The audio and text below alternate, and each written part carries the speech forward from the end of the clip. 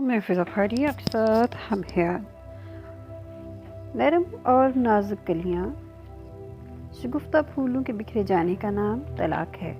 طلاق مہر و محبت سے بسی ہوئی چھوٹی سی کائنات اس 4 حرفی کلمہ سے اجڑ جاتی ہے، ویران ہو جاتی ہے۔ یہ لفظ اپنے اندر غم و دکھ کی ایک داستان سمیٹے ہوئے کتنے سوالات انسانی ذہن میں اٹھتے ہیں کہ کیوں ہوتی ہے؟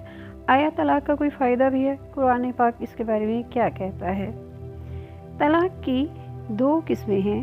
نمبر 1 طلاق بائن، نمبر 2 طلاق رجعی۔ اس کے ساتھ طلاق کی ایک تیسری قسم بھی ہے جسے خلا کہتے ہیں۔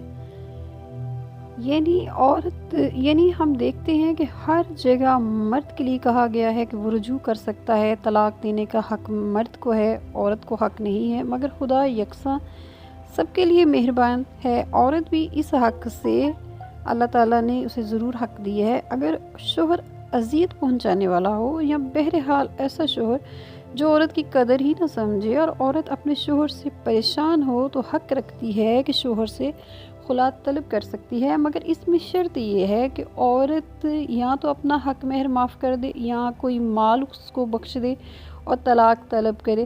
اس کو طلاق خلا کہتے ہیں۔ مسلمانوں کے 2 بڑے گروہ ہیں، یعنی فقہ جعفریہ اور فقہ حنفی۔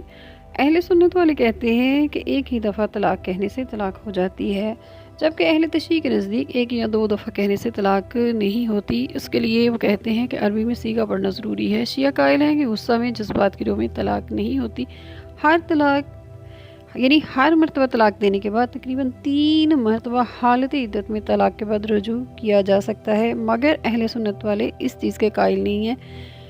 اہل سنت والے کہتے ہیں کہ غصہ کی حالت میں بھی طلاق ہو جانے کے قائل ہیں اور ہر مرتبہ طلاق کے بعد کسی قسم کی کوئی رجوع کی گنجائش نہیں ہے، بلکہ جب ایک دفعہ طلاق ہوگی تو پھر واپسی نہیں ہو سکتی، مگر یہ کہ کوئی دوسرا شخص اس عورت سے نکاح کرے پھر وہ طلاق دے تو اس کے بعد پہلا شوہر اس عورت سے کو اپنے نکاح میں لا سکتا ہے۔ طلاق ایسی چیز ہے جس گھر میں ہو جائے رحمت خداوندی سے ایسا گھر دور ہوتا ہے۔ مہر و محبت سے بھرپور دنیا طلاق کی وجہ سے برباد ہو جاتی ہے۔